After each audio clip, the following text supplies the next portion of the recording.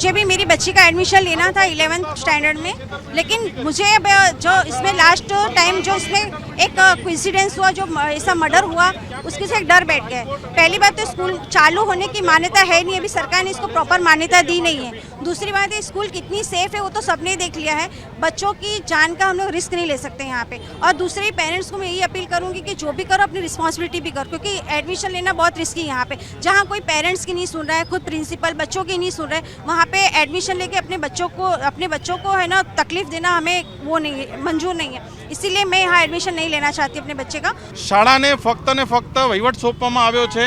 જેવો જ વહીવટ સોંપવામાં આવ્યો, બીજા દિવસથી શાળાએ નવા એડમિશન લેવાના શરૂ કર્યા।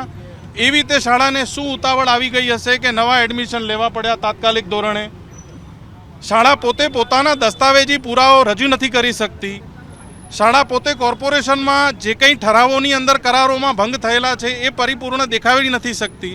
ફક્ત ને ફક્ત એડમિશન લેવા અને પોતે આ વિદ્યાનો વ્યવસાય કરવો, આ કયા હદ સુધી યોગ્ય છે?